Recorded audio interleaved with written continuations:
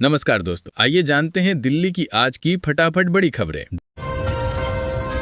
दिल्ली में अब 11 की जगह होंगे 13 जिले, 7 के नाम बदलेंगे। दिल्ली सरकार प्रशासनिक व्यवस्था सुधारने के लिए राजस्व जिलों का नया परिसीमन कर रही है। अब दिल्ली में 11 की जगह 13 जिले और 33 की जगह 39 सब डिवीजन होंगे। नए जिले निगम के जोन के आधार पर बनाए गए हैं और नाम भी ज्यादातर उन्हीं पर रखे गए हैं। सदर जोन की जगह जिले का नाम पुरानी दिल्ली होगा। प्रस्ताव के अनुसार दक्षिण, नजफगढ़ और शाहदरा उत्तर, इन 3 जिलों में 4-4 सब डिवीजन होंगी। योजना के तहत 13 मिनी सचिवालय बनेंगे, जहां नागरिकों को सरकारी सेवाएं एक ही स्थान पर मिलेंगी। केजीबीवी की छात्राओं को फ्री में मिलेगी नीट और जेईई की कोचिंग। अगले शैक्षणिक सत्र से बिहार के 634 कस्तूरबा गांधी आवासीय बालिका विद्यालयों में छात्राओं को नीट और जेईई की मुफ्त कोचिंग दी जाएगी। पहले चरण में 232 विद्यालयों में कक्षा 9 से 12 तक की 6000 से अधिक छात्राओं को लाभ मिलेगा। राज्य सरकार इस योजना पर सालाना 23.15 लाख रुपए खर्च करेगी। कक्षा 6 से 8 वाले 402 विद्यालयों को भी +2 स्तर तक अपग्रेड किया जा रहा है। कोचिंग के तहत प्रतिदिन 2 घंटे की ऑनलाइन कक्षाएं होंगी, जिनमें 2 वर्ष का फाउंडेशन और 1 वर्ष का टारगेट कोर्स शामिल है। इसके लिए शिक्षा विभाग ने फिजिक्स वाला से MOU किया है। नोएडा, मेरठ समेत 8 जिलों में ऑटो रिक्शा पर लगेगी पाबंदी। उत्तर प्रदेश सरकार ने बढ़ते प्रदूषण के चलते NCR के 8 जिलों नोएडा, गाजियाबाद, मेरठ, हापुड़, बुलंदशहर, मुजफ्फरनगर, बागपत आदि में डीजल ऑटो रिक्शा पर प्रतिबंध लगाने का निर्णय लिया है। गौतम बुद्ध नगर और गाजियाबाद में डीजल ऑटो का संचालन पूरी तरह बंद होगा। बागपत में यह प्रतिबंध 31 दिसंबर 2025 तक लागू हो जाएगा। मेरठ क्षेत्रीय परिवहन प्राधिकरण ने प्रतिबंधित वाहनों के नए परमिट और नवीनीकरण पर रोक लगा दी है। ये कदम राज्य में वायु प्रदूषण नियंत्रित करने की व्यापक योजना का हिस्सा है।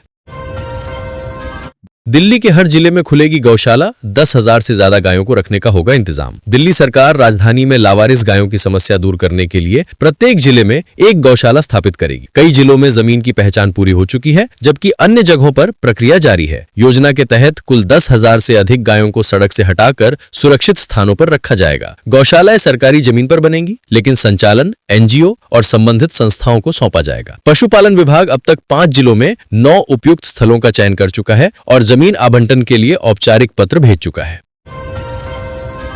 42 लोगों ने मिलकर ठग लिए 254 करोड़ रुपए। दिल्ली पुलिस ने साइबर ठगी पर बड़ी कार्रवाई करते हुए दक्षिण पश्चिम जिले के विशेष ऑपरेशन साइहॉक में 42 ठगों को गिरफ्तार किया है। ये सभी अंतर्राज्यीय साइबर फ्रॉड मॉड्यूल से जुड़े थे और अब तक 254 करोड़ रुपए की ठगी कर चुके थे। जांच में असगर अली और अंकित सिंह को म्यूल अकाउंट सप्लायर के रूप में पकड़ा गया। 7 दिन की पड़ताल के बाद मास्टरमाइंड रवि कुमार सिंह को भी गिरफ्तार किया गया, जो फर्जी कॉल सेंटर चलाकर एयरलाइन में नौकरी दिलाने के नाम पर लोगों को ठगता था। दिल्ली, नोएडा और गाजियाबाद में छापेमारी भी की गई।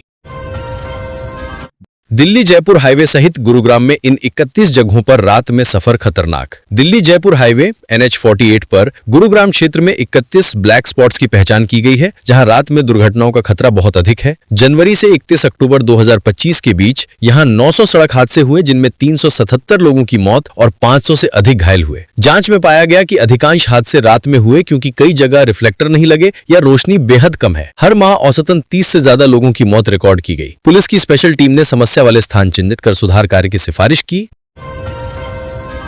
फिर से चमकेगा चांदनी चौक, सीएम की फटकार के बाद शुरू हुई कार्रवाई। दिल्ली की ऐतिहासिक चांदनी चौक सड़क को फिर से बेहतर बनाने का मेगा प्लान शुरू हो गया है। सितंबर में सीएम रेखा गुप्ता ने दौरा कर बदहाल स्थिति पर नाराजगी जताई थी और SRTC और MCD को सख्त निर्देश दिए थे। तय हुआ था कि सिर्फ 400 रजिस्टर्ड रिक्शा चलेंगे, लेकिन वर्तमान में 2500 से अधिक चल रहे हैं। अब MCD और ट्रैफिक पुलिस अनरजिस्टर्ड रिक्शों पर कार्रवाई करेगी। व्यापारी संगठनों ने बताया कि अतिक्रमण हटाने वाली JEPT टीम का गठन अभी तक नहीं हुआ है। 6 नवंबर को SRTC ने फिर से MCD और स्पेशल टास्क फोर्स को पत्र भेजा है।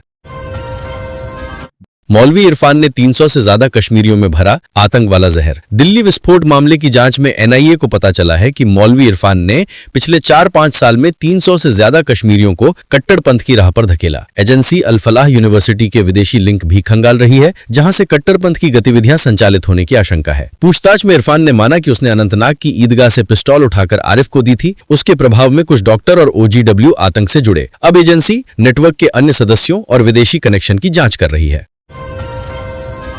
19 दिन में 6 राज्यों में 15 बीएलओ की मौत। देश के 12 राज्यों और केंद्र शासित प्रदेशों में चल रहे स्पेशल इंटेंसिव रिवीजन अभियान के दौरान बीएलओ की मौतों ने चिंता बढ़ा दी है। 21-22 नवंबर के बीच मध्य प्रदेश में 2 बीएलओ की बीमारी से मौत हुई। भोपाल में 2 को हार्ट अटैक आने पर भर्ती कराया गया। पश्चिम बंगाल में एक महिला बीएलओ ने आत्महत्या कर ली। परिजनों का आरोप है कि अत्यधिक काम और लक्ष्य का दबाव मौत का कारण है। चुनाव आयोग की रिपोर्ट के अनुसार राजस्थान में 60-54% फॉर्म डिजिटलाइज हुए हैं, जबकि केरल में केवल 10.58%। कुल 98.98% फॉर्म वितरित हो चुके हैं। दिल्ली में प्रदूषण से निपटने और सख्त प्रावधान। दिल्ली सरकार ने बढ़ते प्रदूषण को नियंत्रित करने के लिए विंटर एक्शन प्लान के तहत धूल नियंत्रण गाइडलाइंस को और कड़ा कर दिया है। नियम तोड़ने वालों पर अब 5 लाख रुपए तक का जुर्माना लगाया जा सकेगा। पर्यावरण मंत्री मनजिंदर सिंह सिरसा ने सड़क कटिंग और निर्माण स्थलों पर डीपीसीसी गाइडलाइंस का सख्त पालन सुनिश्चित करने के निर्देश दिए। निगरानी तेज करने के लिए 2000 से अधिक प्रवर्तन कर्मी तैनात किए गए हैं। अब तक 50 से ज्यादा निर्माण और ध्वंसन साइट्स धूल नियंत्रण नियमों के उल्लंघन पर बंद की जा चुकी हैं। एनसीआर में सस्ते घर खरीदने को जाएं तैयार, इन जगहों पर मिलेंगे 5000 फ्लैट। एनसीआर में अपने घर का सपना देखने वालों के लिए खुशखबरी है। हरियाणा की किफायती आवास योजना के तहत गुरुग्राम, सोहना और रेवाड़ी में लगभग 5000 सस्ते फ्लैटों की बिक्री के लिए जल्द ही आवेदन शुरू होंगे। आवेदन नगर एवं ग्राम नियोजन विभाग की वेबसाइट पर ऑनलाइन भरने होंगे। दस्तावेज जांच के बाद ड्रॉ के जरिए आवंटन किया जाएगा। 6 बिल्डर कंपनियां इस योजना के तहत सोसाइटी विकसित कर रही हैं। गुरुग्राम के सेक्टर 99A और सेक्टर 93 के लिए पहले ही लाइसेंस जारी हो चुका है और सेक्टर 93 की इस परियोजना का ये तीसरा ड्रॉ होगा। दिल्ली आईएसआई कनेक्शन वाला हथियार तस्करी नेटवर्क पकड़ा। दिल्ली पुलिस की क्राइम ब्रांच ने आईएसआई से जुड़ा एक बड़ा इंटरनेशनल हथियार तस्करी नेटवर्क का पर्दाफाश किया। 4 तस्करों को गिरफ्तार किया गया जो पाकिस्तान से ड्रोन के जरिए हाईटेक हथियार मंगवाकर लॉरेंस और गोगी गैंग जैसे अपराधियों तक पहुंचाते थे। रोहिणी में जाल बिछाकर आरोपियों को पकड़ा गया। मौके से तुर्की और चीन निर्मित 10 अत्याधुनिक पिस्तौल और 92 कारतूस बरामद हुए। पुलिस के अनुसार यह संगठित और हाई फंडेड मॉड्यूल था, जिसमें हथियार पहले तुर्की, चीन जाते और फिर ड्रोन के जरिए भारत में भेजे जाते थे।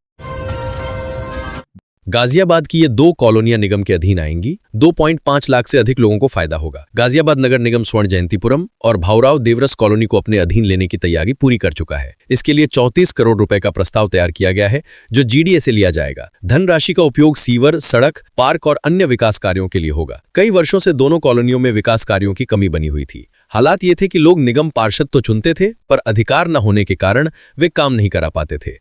निगम के अधीन आने के बाद लगभग 2.5 लाख लोगों को सीवर, नाले और सफाई की बेहतर सुविधा मिलेगी। छिन सकता है अल फलाह यूनिवर्सिटी का माइनॉरिटी स्टेटस। दिल्ली ब्लास्ट मामले में घिरने के बाद अब अल फलाह यूनिवर्सिटी के माइनॉरिटी स्टेटस पर भी खतरा मंडरा रहा है। एनसीएमईआई ने मेडिकल कॉलेज के अल्पसंख्यक दर्जे पर सवाल उठाते हुए कारण बताओ नोटिस जारी किया है। इससे पहले एनएएसी ने भी मान्यता संबंधी दावों पर नोटिस भेजा था। जांच में ब्लास्ट के 2 आरोपियों का संबंध यूनिवर्सिटी से मिलने के बाद कार्रवाई तेज हुई है। आयोग ने यूनिवर्सिटी रजिस्ट्रार और हरियाणा के शिक्षा विभाग के प्रधान सचिव को 4 दिसंबर की सुनवाई में उपस्थित होने के लिए कहा है। नोटिस में पूछा गया है कि अल्पसंख्यक दर्जा क्यों न रद्द किया जाए।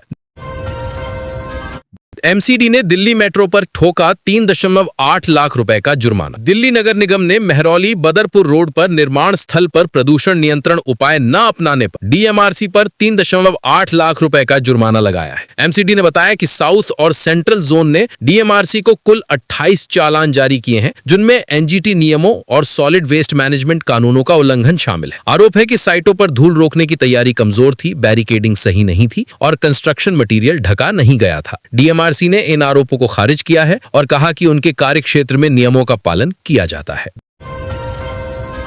दिल्ली ब्लास्ट के बाद फरीदाबाद के धौज गांव में पुलिस और क्राइम ब्रांच ने बड़े पैमाने पर सर्च ऑपरेशन चलाया। मस्जिद, दुकानें, गोदाम, घर और होटलों की जांच की गई। कई लोगों को हिरासत में लिया गया। एनआईए ने पहले ही इसी गांव में एक मकान से यूरिया पीसने और अमोनियम नाइट्रेट अलग करने की मशीन बरामद की थी। जिले के पल्ला, सराय ख्वाजा, बल्लभगढ़ और सूरजकुंड क्षेत्रों में भी चेकिंग की गई। अल फलाह यूनिवर्सिटी से जुड़े कई डॉक्टर और स्टाफ जिनके आतंक नेटवर्क से संबंध मिले, पहले ही गिरफ्तार किए जा चुके हैं।